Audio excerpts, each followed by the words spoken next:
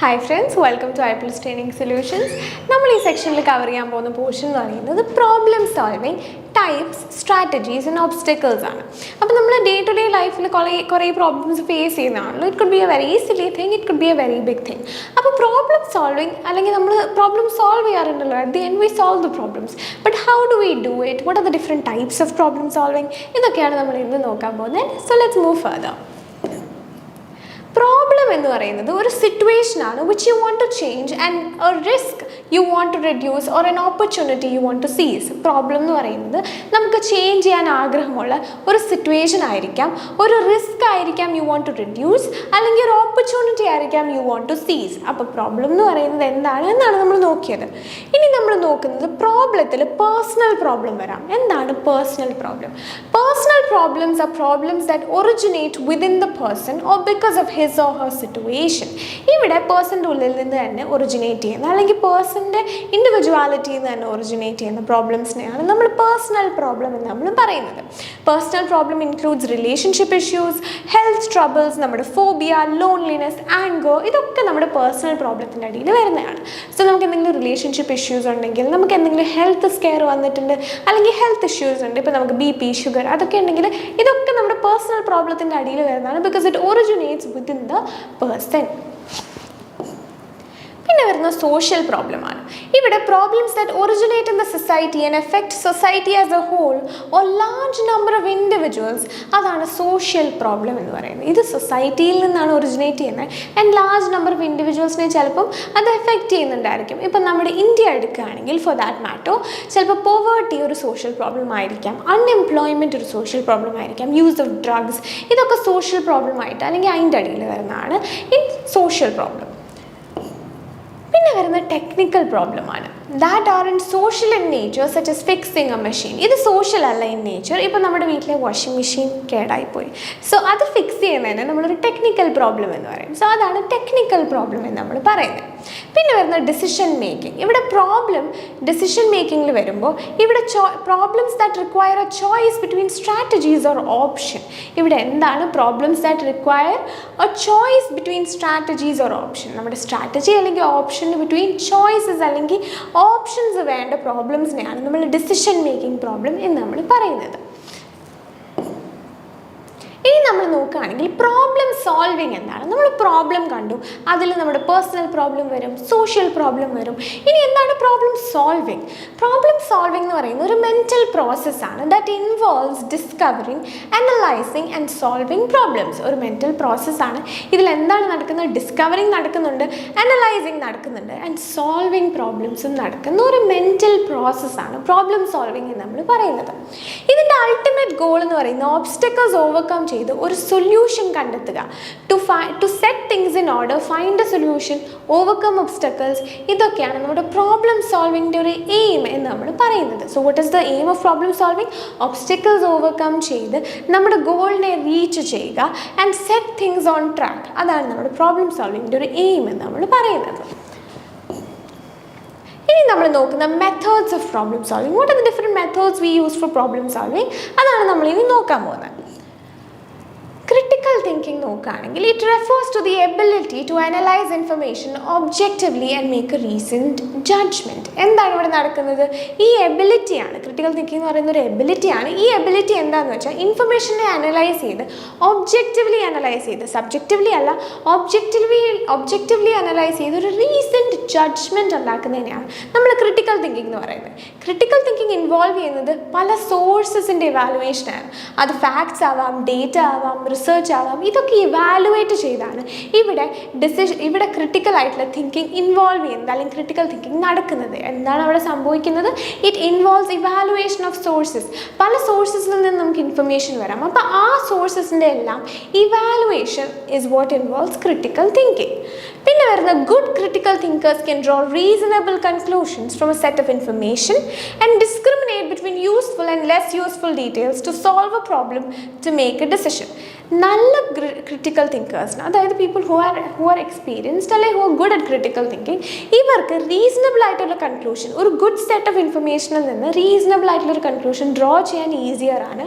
And വളരെ useful അല്ലെങ്കിൽ less useful ആയിട്ടുള്ള ഡീറ്റെയിൽസ് തമ്മിൽ ഡിസ്ക്രിമിനേറ്റ് ചെയ്യാനും പറ്റും. ഇത് യൂസ്ഫുൾ ആണ്, ഇത് യൂസ്ഫുൾ അല്ല എന്ന് ഡിസ്ക്രിമിനേറ്റ് ചെയ്യാൻ പറ്റും ഗുഡ് ക്രിട്ടിക്കൽ തിങ്കേഴ്സിന് എന്നാണ് ഇവിടെ പറയുന്നത്. പിന്നെ വരുന്നത് ഇൻറ്റ്യൂഷനാണ്. നമ്മൾ യൂഷ്വലി പറയാറുണ്ടല്ലോ, I have a bad intuition, I don't feel good about this. ചില സമയത്ത് പറയും I have a good intuition about this, I feel good about this, I feel positive about this. So എന്താണ് ഈ ഇൻറ്റ്യൂഷൻ? ഇൻറ്റ്യൂഷൻ എന്ന് പറയുന്നത് is basically our brain on autopilot. നമ്മുടെ brain ഓട്ടോ പൈലറ്റിലാണ്.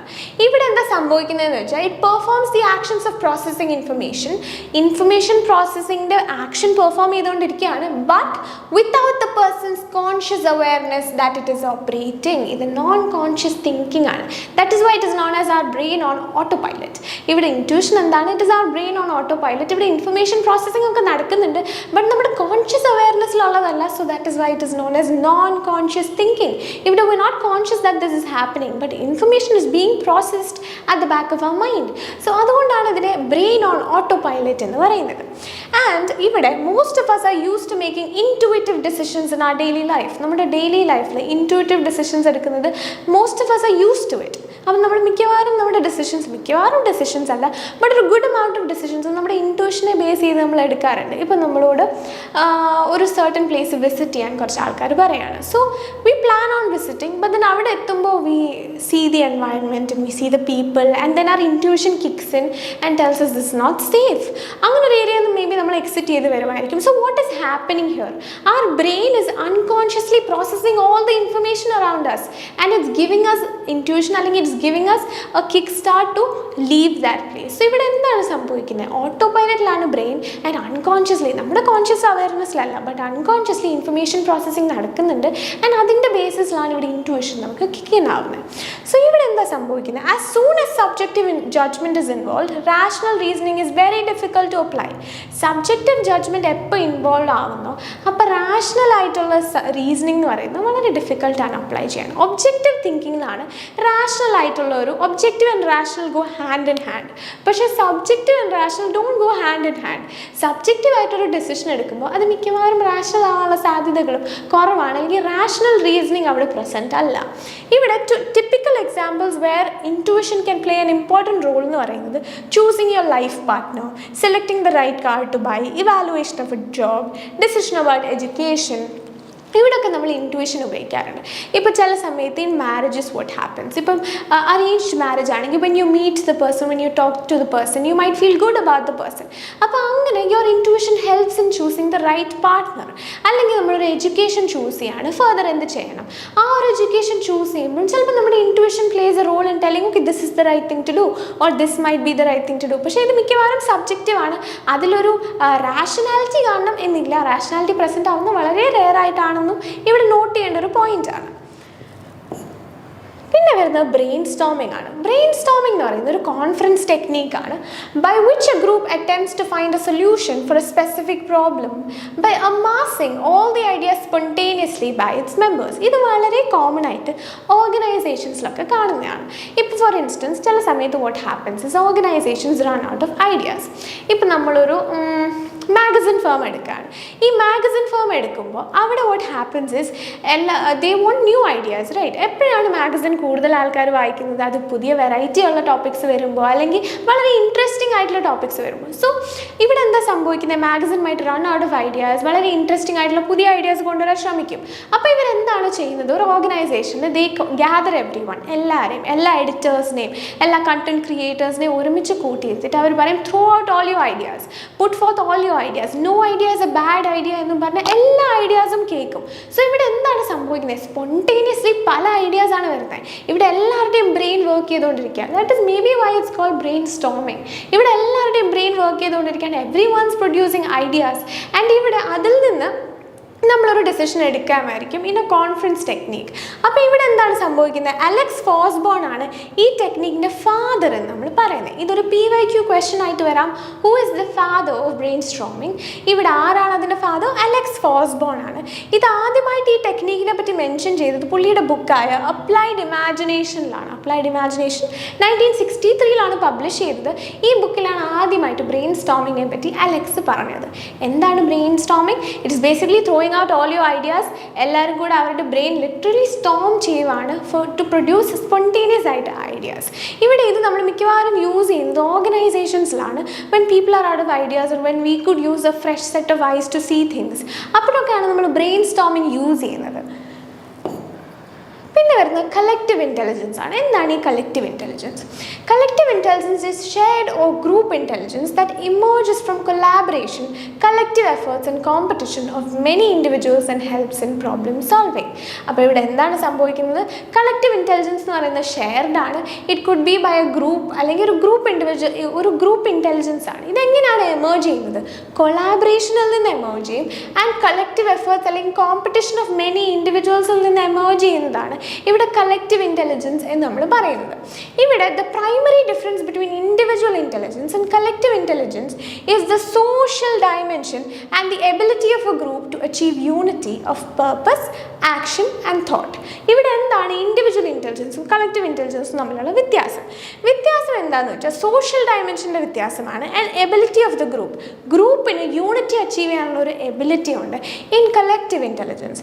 And beside them there are many more methods of problem solving. ഇതല്ലാതെ തന്നെ വേറെയും പല മെത്തേഡ്സ് ഉണ്ട്. ബ്രെയിൻ സ്റ്റോമിങ്, കളക്റ്റീവ് ഇൻ്റലിജൻസ്, ഇതല്ലാതെ തന്നെ വേറെയും പല മെത്തേഡ്സ് ഉണ്ട്. But these are the most prominent ones in problem solving. വേറെ നമ്മൾ നോക്കുന്നത് ഹ്യൂറിസ്റ്റിക്സ് ആണ്. It refers to mental strategy based on the rule of thumb.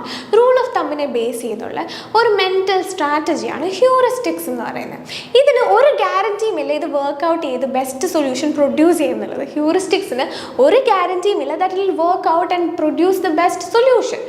And however, rule of thumb strategy does help to simplify complex problems by narrowing the possible solutions. Possible solutions ne narrow down ചെയ്ത് complex problemത്തിനെ simplify ചെയ്യാൻ ഇവിടെ rule of thumb help ചെയ്യും എന്നാണ് ഇവിടെ പറയുന്നത്. It makes it easier to reach the correct solution using other strategies. ബാക്കി strategies ഉപയോഗിച്ച് correct സൊല്യൂഷനിലോട്ട് എത്താൻ ഇത് സിംപ്ലിഫൈ ചെയ്ത് തരും. എന്താണ് rule of thumb? Simplifies us to use other strategies for complex problems. അതാണ് ഇവിടെ പറയുന്നത്. And heuristic strategy of problem solving can also be referred to as mental shortcut. ഇതൊരു PYQ ക്വസ്റ്റൻ ആയിട്ട് വരാം. What is mental shortcut, അല്ലെങ്കിൽ what is another name for mental shortcut? It is heuristics. ഹ്യൂറിസ്റ്റിക്കിനെ നമ്മൾ mental short cut എന്നും പറയും. അപ്പോൾ എന്താണ് ഹ്യൂറിസ്റ്റിക്? ഒരു മെൻറ്റൽ സ്ട്രാറ്റജിയാണ് based on the rule of thumb. ഇവിടെ ഒരു ഗ്യാരൻറ്റിയും ഇല്ല നമുക്ക് ബെസ്റ്റ് സൊല്യൂഷൻ കിട്ടും, അല്ലെങ്കിൽ പ്രോബ്ലത്തിനുള്ള ബെസ്റ്റ് ആൻസർ ആയിരിക്കും കിട്ടുന്നത് എന്നൊരു ഗ്യാരൻറ്റിയും ഇല്ല. പിന്നെ വരുന്നത് ആൽഗരിതമാണ്. In psychology, one of these problem-solving approaches is known as algorithm. An algorithm is defined set of step-by-step procedures that provides the correct answer to a particular problem. ഒരു particular problemത്തിന് answer step by step provide ചെയ്യുന്ന procedure-നെയാണ് നമ്മൾ algorithm എന്ന് നമ്മൾ പറയുന്നത്. By following the instructions correctly, you are guaranteed to arrive at the right answer. ഇവിടെ എന്താണ് speciality? when we look at heuristics and algorithm, heuristicsൽ നമുക്ക് വലിയ ഗ്യാരൻറ്റി ഒന്നുമില്ല കറക്റ്റ് അല്ലെങ്കിൽ ബെസ്റ്റ് ആൻസർ കിട്ടുന്നത്. പക്ഷേ ഇവിടെ ആൽഗരിതത്തിൽ if you follow the steps correctly, step by step നമ്മൾ പ്രൊസീജിയർ ഫോളോ ചെയ്യുകയാണെങ്കിൽ the chances that we receive the answer is guaranteed. Answer correct ആയിരിക്കും എന്നുള്ളത് ഗ്യാരൻറ്റീഡ് ആണ്. ഇവിടെ while often thought of purely as a mathematical term, algorithm നമ്മൾ മിക്കവാറും മാത്തമാറ്റിക്കലായിട്ടാണ് use ചെയ്യുന്നത്. The same type of processes can be follow to ensure finding the correct answer when solving a problem or making A decision. ഇവിടെ steps കറക്റ്റായിട്ട് follow ചെയ്താൽ നമുക്കൊരു decision solve ചെയ്യാൻ അല്ലെങ്കിൽ പ്രോബ്ലം സോൾവ് ചെയ്യാം. ഇങ്ങനെയാണ് നമ്മൾ ആൽഗരിതം സൈക്കോളജിയിൽ ഉപയോഗിക്കുന്നത്. ഫോർ ഇൻസ്റ്റൻസ് ഇപ്പം ആൽഗരിതം മാത്സിൽ ഉപയോഗിക്കുകയാണെങ്കിൽ നമ്മൾ പ്രോബ്ലംസ് ചെയ്യാറുണ്ടല്ലോ. ഇപ്പം നമ്മൾ ആൽജിബ്ര ചെയ്യുമ്പോൾ വാട്ട് ഹാപ്പൻസ്, നമ്മൾ A+B എന്നൊക്കെ എഴുതി താഴെ ഈക്വൽ വന്നിട്ട് അവസാനം ആൻസർ വരുന്നത് എങ്ങനെയാണ്? It doesn't suddenly pop up in our mind. പല സ്റ്റെപ്സ് ഫോളോ ചെയ്തിട്ടാണ് നമ്മൾ ഗ്യാരൻറ്റീഡ് ആയിട്ടുള്ള ആൻസറിൽ വരുന്നത്. സോ അതാണ് ഈ ആൽഗരിതം മെത്തേഡ് എന്ന് പറയുന്നത്. U follow the steps correctly, you will get A guaranteed answer. അത് സ്പെഷ്യാലിറ്റിയാണ് ഓഫ് ആൽഗരിതം. ഹ്യൂറിസ്റ്റിക്കിൽ അങ്ങനെ ഗ്യാരൻറ്റി ഒന്നുമില്ല. It might give us the best answer, it might not. പിന്നെ വരുന്നത് ട്രയൽ ആൻഡ് എററാണ്. ഇത് നമ്മൾ മിക്കവാറും ചെയ്യുന്നതാണ്, trial and error. So trial and error എന്ന് പറയുന്ന ഒരു പ്രോബ്ലം സോൾവിംഗ് മെത്തേഡാണ് in which multiple attempts are made to reach a solution. ഇവിടെ ഒരു സൊല്യൂഷൻ എത്താൻ വേണ്ടി മൾട്ടിപ്പിൾ അറ്റംപ്റ്റ്സ് നടക്കാറുണ്ട്. It is a basic method of learning that essentially all organisms use to learn new behaviour. ഇതൊരു basic method of learning ആണ്. എല്ലാ ഓർഗാനിസവും use ചെയ്യുന്നത്, പുതിയ ബിഹേവിയേഴ്സ് പഠിക്കാൻ എല്ലാ ഓർഗാനിസവും യൂസ് ചെയ്യുന്ന ഒരു മേജർ മെത്തേഡാണ്. Trial and error is trying a method, observing if it works and if it doesn't trying another method. ഇവിടെ നമ്മളൊരു മെത്തേഡ് ട്രൈ ചെയ്യും, അത് വർക്ക് ചെയ്യുന്നില്ലെങ്കിൽ അടുത്ത മെത്തേഡ് ട്രൈ ചെയ്യും, ആൻഡ് സക്സസീവ്ലി ട്രൈ ചെയ്തുകൊണ്ടേയിരിക്കും till we reach an answer or till we reach our desired solution. അതാണ് ഈ ട്രയൽ ആൻഡ് എറർ മെത്തേഡ് എന്ന് പറയുന്നത്. ഇപ്പോൾ ഞാനൊരു എക്സാമ്പിൾ പറയുകയാണെങ്കിൽ, ഞങ്ങളുടെ വീട്ടിലെ പട്ടിക്കുട്ടി when she was very small, ഞങ്ങളുടെ കൂടെന്ന് പറയുന്നത് ഇച്ചിരി ഹയർ ഒരു പൊസിഷനിലായിരുന്നു. സോ എൻ്റെ ഡോഗിന് വളരെ ഹാർഡായിരുന്നു ചാടി കൂട്ടി കയറുക എന്ന് പറയുന്നത്, വളരെ ഡിഫിക്കൽട്ടായിരുന്നു, because it was a little higher and she was very short. അപ്പോൾ എന്തായിരുന്നു ചെയ്തുകൊണ്ടിരുന്നതെന്ന് വെച്ചാൽ ഓടി വന്നിട്ട് 4 കാലും വെച്ച് ചാടിയാണ് കയറാൻ നോക്കിക്കൊണ്ടിരുന്നത്. പക്ഷേ ദാറ്റ് ഈസ് നോട്ട് പോസിബിൾ അല്ലേ? അപ്പോൾ പലതവണ ട്രൈ ചെയ്ത് കഴിഞ്ഞപ്പം എൻ്റെ ഡോഗിന് മനസ്സിലായി അത് നടക്കത്തില്ല. ആദ്യത്തെ 2 കാല് വെച്ച് ചാടി ഒരു ബാലൻസ് കിട്ടിയാൽ ചിലപ്പോൾ ബാക്കി കൂടെ അല്ലെങ്കിൽ ബാക്കി 2 കാല് കൂടെ ചാടി കുത്താൻ പറ്റും എന്ന് മനസ്സിലാക്കി തുടങ്ങി. അപ്പോൾ വാട്ട് ഹാപ്പൻഡ്, പല ട്രയലിൽ കൂടെ my dog started understanding that 4 കാല് കൂടെ വെച്ച് ചാടിയാൽ ചിലപ്പോൾ നടക്കില്ല, ആദ്യം 2 കാല് കുത്തി നോക്കാം എന്നിട്ട് നമുക്ക് നോക്കാം. ഇപ്പം എൻ്റെ ഡോഗ് ആക്ച്വലി 2 കാല് കുത്തി ചാടി കയറുകയാണ്, and now she is tall enough to get. പക്ഷേ ഇവിടെ പോയിന്റ് എന്താണ്, my dog tried different methods. Different method try ചെയ്താണ് അവസാനം മനസ്സിലായത് ഇങ്ങനെ ചാടിയാലേ കൂട്ടിൽ കയറാൻ പറ്റുള്ളൂ എന്നുള്ളത്. സോ ഇവിടെ what happens, we are trying different methods till we reach the desired solution. അതാണ് ട്രയൽ ആൻഡ് മെത്തേഡ്. ഇത് ട്രയൽ ആൻഡ് എറർ എന്ന് പറയുന്നത്. ഇത് നമ്മൾ ഡെയിലി ലൈഫിലും യൂസ് ചെയ്യുന്നതാണ് ടു ഫിക്സ് എ പ്രോബ്ലം. നമുക്ക് ചിലപ്പം എന്ത് ചെയ്യണം എന്നറിയില്ലായിരിക്കും, പക്ഷേ ഇന്നത് ട്രൈ ചെയ്ത് നോക്കാമെന്ന് അറിയാമായിരിക്കും. അപ്പം നമ്മൾ 1 ട്രൈ ചെയ്യും, 2 ട്രൈ ചെയ്യും, 3 ട്രൈ ചെയ്യും, ചിലപ്പോൾ 4th ട്രൈ അല്ലെങ്കിൽ 4th ഓപ്ഷൻ ആയിരിക്കും ക്ലിക്ക് ആവുന്നത്, 4th might work out. So അതാണ് ഈ ട്രയൽ ആൻഡ് എറർ മെത്തേഡ് നമ്മൾ പറയുന്നത്. പിന്നെ വരുന്നത് ഇൻസൈറ്റ് ആണ്. Insight is something that just occurs suddenly, പെട്ടെന്ന് ഒക്കർ ചെയ്യുന്ന ഒരു കാര്യമാണ് ഇൻസൈറ്റ് എന്ന് പറയുന്നത്. അത് നമ്മൾ യൂഷ്വലി പറയില്ല I had an insight about that thing, I had an insight that's why I did it എന്നൊക്കെ പറയും. അപ്പോൾ ഇത് സഡൻലി ഒക്കർ ചെയ്യുന്ന ഒരു കാര്യമാണ്. റിസർച്ചേഴ്സ് സജസ്റ്റ് ചെയ്യുന്നത് എന്താണെന്ന് വെച്ചാൽ insight can occur if you have delt with similar problems in the past. ഇപ്പം ഇന്ന് ഞാൻ ഫേസ് ചെയ്യുന്ന ഒരു പ്രോബ്ലം പാസ്റ്റിലെ പ്രോബ്ലവുമായിട്ട് വളരെ സിമിലർ ആണെങ്കിൽ ഇൻസൈറ്റ് ഒക്കർ ചെയ്യാൻ സാധ്യതയുണ്ട് എന്നാണ് റിസർച്ചേഴ്സ് പറയുന്നത്. കാരണം the previous problem is similar to the one I am dealing വിത്ത്.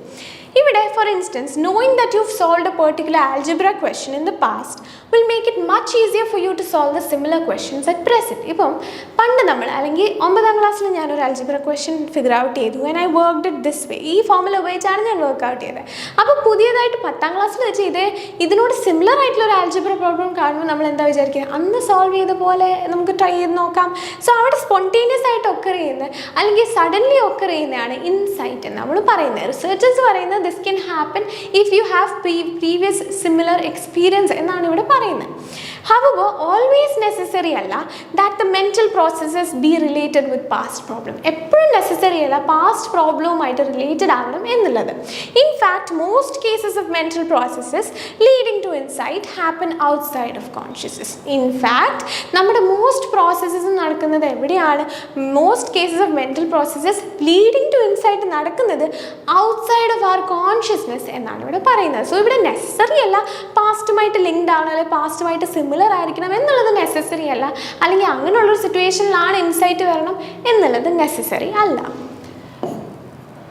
പിന്നെ വരുന്നത് സ്റ്റെപ്സ് ഇൻ പ്രോബ്ലം സോൾവിങ് ആണ്. അപ്പോൾ what are the different steps we follow in problem solving? Problem solve ചെയ്യാൻ എന്തൊക്കെ സ്റ്റെപ്പാണ് നമ്മൾ ഫോളോ ചെയ്യുന്നത്? ആദ്യം എന്ന് പറയുന്നത് ഐഡൻറ്റിഫൈങ് ദ പ്രോബ്ലം. ഇത് വളരെ ഒബ്വിയസ് ആയിട്ടുള്ളൊരു തിങ് ആയിട്ടാണ് തോന്നുന്നത്. എന്താണ് പ്രോബ്ലം എന്ന് ഐഡൻറ്റിഫൈ ചെയ്താലല്ലേ ഫർദർ മൂവ് ചെയ്യാൻ പറ്റുള്ളൂ. സോ ദ ഫസ്റ്റ് സ്റ്റെപ്പ് എന്ന് പറയുന്നത് ഐഡൻറ്റിഫൈങ് ദ പ്രോബ്ലം ആണ്. ഇവിടെ while it may seem like an obvious step, identifying the problem is not always as simple as set sound. In some cases, people might mistakenly identify the wrong source of problem, which will make attempts to solve it inefficient or even useless. ഇവിടെ നമ്മൾ simple ആയിട്ട് പറയാൻ നമുക്ക് problem എന്താണെന്ന് identify ചെയ്യണം. പക്ഷെ ചില സമയത്ത് എന്താ സംഭവിക്കുന്നതെന്ന് വെച്ചാൽ you identify the wrong problem. You think that ഇതായിരിക്കും ആക്ച്വലി പ്രോബ്ലം ഇവിടെ, പക്ഷെ അതാവണം എന്നില്ല. അപ്പം വാട്ട് ഹാപ്പൻസ്, പ്രോബ്ലം തന്നെ തെറ്റായിട്ട് ഐഡൻറ്റിഫൈ ചെയ്യുമ്പോൾ നമ്മളത് സോൾവ് ചെയ്യാൻ ഉപയോഗിക്കുന്ന ടെക്നീക്സ് അല്ലെങ്കിൽ മെത്തേഡ്സ് എന്ന് പറയുന്നത് ഇൻഎഫിഷ്യൻ്റ് ആണ് അല്ലെങ്കിൽ യൂസ്ലെസ് ആയി മാറുകയാണ്. സോ ഇവിടെ ഫസ്റ്റ് സ്റ്റെപ്പ് എന്ന് പറയുന്നത് ഐഡൻറ്റിഫൈങ് ദ പ്രോബ്ലം എന്ന് പറയുന്നത് വളരെ ഇമ്പോർട്ടൻ്റ് ആണ്. എന്നാലേ അത് ഫോളോ ചെയ്യുന്ന സ്റ്റെപ്സ് എന്ന് പറയുന്നത് സക്സസ്സിലോട്ട് ലീഡ് ചെയ്യത്തുള്ളൂ. അല്ലെങ്കിൽ ഈ ഫോളോ ചെയ്യുന്ന സ്റ്റെപ്സ് എന്ന് പറയുന്നത് ഫ്യൂട്ടൈൽ ആയിരിക്കും അല്ലെങ്കിൽ യൂസ്ലെസ് ആയി മാറും. പിന്നെ വരുന്നത് ഡിഫൈനിങ് ദ പ്രോബ്ലം. നമ്മൾ പ്രോബ്ലം ഐഡൻറ്റിഫൈ ചെയ്ത് കഴിഞ്ഞു, we have to define the problem. After the problem has been identified, important to fully define the problem so that it can be solved. Fully ആ പ്രോബ്ലത്തിനെ define ചെയ്യുന്നത് important ആണ്. Why? So that it can be solved. അപ്പം നമ്മൾ identify ചെയ്ത് കഴിഞ്ഞ് it's important to define the problem. പിന്നെ വരുന്നത് ഫോമിങ് എ സ്ട്രാറ്റജി. നമ്മൾ ഐഡൻറ്റിഫൈ ചെയ്തു, നമ്മൾ ഡിഫൈൻ ചെയ്തു, ഇനി നമ്മൾ സ്ട്രാറ്റജി ഫോം ചെയ്യണം. How do we solve the problem? അപ്പോൾ ഇവിടെ സ്ട്രാറ്റജി ഫോം ചെയ്യണം. The next step is to develop a strategy to solve the problem. Problem solve ചെയ്യാൻ ഒരു സ്ട്രാറ്റജി ഒരുക്കുന്നതാണ് അടുത്ത സ്റ്റെപ്പ് എന്ന് പറയുന്നത്. സോ ആദ്യം എന്താണ്? ഐഡൻറ്റിഫൈ ദ പ്രോബ്ലം, പിന്നെ നമ്മൾ ഡിഫൈൻ ചെയ്യും പ്രോബ്ലത്തിനെ, പിന്നെന്താ സംഭവിക്കുന്നത്? നമ്മളൊരു സ്ട്രാറ്റജി ഫോമുലേറ്റ് ചെയ്യാണ് അല്ലെങ്കിൽ ഫോം ചെയ്യുകയാണ്. പിന്നെ വരുന്നത് ഓർഗനൈസിങ് ഇൻഫർമേഷൻ. സ്ട്രാറ്റജി സെലക്ട് ചെയ്ത് കഴിഞ്ഞ് നമ്മൾ എന്താ ചെയ്യേണ്ടത്? ഇൻഫർമേഷൻ ഓർഗനൈസ് ചെയ്യണം. ഒരു പ്രോബ്ലം എന്ന് പറയുമ്പോൾ what happens is a lot of information is thrown at you. അപ്പോൾ ആ ഇൻഫർമേഷനെ ഓർഗനൈസ് ചെയ്യണം, അവൈലബിൾ ഇൻഫർമേഷനെ കറക്റ്റായിട്ട് ഓർഗനൈസ് ചെയ്യണം എന്നുള്ളത് വളരെ ഇമ്പോർട്ടൻ്റ് ആണ് ആഫ്റ്റർ സ്ട്രാറ്റജി ഫോർമേഷൻ. പിന്നെ വരുന്നത് allocating resources. Since we don't always have unlimited capital and time to solve a problem, so appropriate resource should be allocated to solve it. ഇവിടെ നമുക്ക് അൺലിമിറ്റഡ് ടൈം, ഒരു problem solve ചെയ്യാൻ unlimited time ഒന്നുമില്ല. ഇന്ന ടൈമിനകം ചിലപ്പോൾ ആ പ്രോബ്ലം സോൾവ് ചെയ്താലേ നമുക്ക് ഫർദർ മൂവ് ചെയ്യാൻ പറ്റുള്ളൂ. So it is important to allocate resource. ഇത്രയും റിസോഴ്സ് ആണ് ഇതിന് അലോക്കേറ്റഡ്, ഇത്രയും ടൈം മാത്രമേ ഉള്ളൂ ആ ഡിസിഷൻ എടുക്കാൻ അല്ലെങ്കിൽ ആ പ്രോബ്ലം സോൾവ് ചെയ്യാൻ എന്നുള്ളതിൻ്റെ അലോക്കേഷനും ഇമ്പോർട്ടൻ്റ് ആണ് ഇൻ പ്രോബ്ലം സോൾവിങ്. പിന്നെ വരുന്നത് ഇവാലുവേഷൻ ഓഫ് ദ റിസൾട്ട്സ് അല്ലെങ്കിൽ evaluating the results. After solution has been reached, ഇവിടെ 6th പോയിന്റ് എന്ന് പറയുന്നത് മോണിറ്ററിങ് പ്രോഗ്രസ് ആണ്. നമ്മുടെ അലോക്കേറ്റിംഗ് റിസോഴ്സ് കഴിഞ്ഞിട്ട് നമ്മൾ പ്രോഗ്രസ് മോണിറ്റർ ചെയ്യണം. ഇവിടെ നമ്മൾ റിസോഴ്സ് അലോക്കേറ്റ് ചെയ്തു, ഇത്രയും ടൈമേ ഉള്ളൂ അല്ലെങ്കിൽ ഇത്രയും ഒബ്ജക്ട്സേ ഉള്ളൂ, അത് കഴിഞ്ഞ് നമ്മൾ പ്രോഗ്രസ് നമ്മൾ മോണിറ്റർ ചെയ്യും. Effective problem solvers tend to monitor their progress as they work towards the solution. എഫക്റ്റീവായിട്ട് പ്രോബ്ലം സോൾവ് ചെയ്യുന്ന ആൾക്കാർ അവരുടെ പ്രോഗ്രസ് മോണിറ്റർ ചെയ്യും. അതായത് ഇതിന് എഫക്റ്റ് ഉണ്ടോ, ഇസ് ദ സൊല്യൂഷൻ വർക്കിംഗ് എന്നുള്ളത് അവർ മോണിറ്റർ ചെയ്യും. എന്നാലേ നമുക്ക് അറിയുള്ളൂ what progress it is making. Progress ഇല്ല എന്നുണ്ടെങ്കിൽ we have to shift the method അല്ലേ. സോ അതുകൊണ്ട് തന്നെ പ്രോഗ്രസ് മോണിറ്റർ ചെയ്യുന്നത് വളരെ ഇമ്പോർട്ടൻ്റ് ആയിട്ടുള്ള നെക്സ്റ്റ് സ്റ്റെപ്പാണ്. പിന്നെ വരുന്നത് ഇവാലുവേറ്റിംഗ് ദ റിസൾട്ട്സ് ആണ്. അവസാനത്തെ സ്റ്റെപ്പ് എന്ന് പറയുന്നത് ഇവാലുവേറ്റിംഗ് ദ റിസൾട്ട്സ് ആണ്. ഇവിടെ സൊല്യൂഷൻ റീച്ച് ചെയ്ത് കഴിഞ്ഞ് ഇമ്പോർട്ടൻ്റ് ആണ് നമ്മുടെ റിസൾട്ടിനെ ഇവാലുവേറ്റ് ചെയ്യുന്നത്. എന്തിനാണ്? To determine if it is the best possible solution. നമ്മൾ റീച്ച് ചെയ്ത സൊല്യൂഷൻ എന്ന് പറയുന്നത് ഏറ്റവും ബെസ്റ്റ് ആയിട്ടുള്ള പോസിബിൾ സൊല്യൂഷൻ ആണോ എന്ന് റിയലൈസ് ചെയ്യാൻ വേണ്ടി ഇമ്പോർട്ടൻ്റ് ആണ് ഈ ഇവാലുവേറ്റിംഗ് ദ റിസൾട്ട് എന്ന് നമ്മൾ പറയുന്നത്. ഇനി നമ്മൾ നോക്കുന്ന ഒബ്സ്റ്റക്കിൾസ് ആൻഡ് പ്രോബ്ലം സോൾവിങ് ആണ്. അപ്പോൾ പ്രോബ്ലം സോൾവിങ്ങിൽ it's not an easy process. അതിൽ ഒത്തിരി പ്രോബ്ലംസ് വരാം, ഒത്തിരി ഒബ്സ്റ്റക്കിൾസ് വരാം. എന്താണ് ഈ obstacles? What are these obstacles that might cause hindrance to problem solving? അതാണ് നമ്മൾ നോക്കാൻ പോകുന്നത്.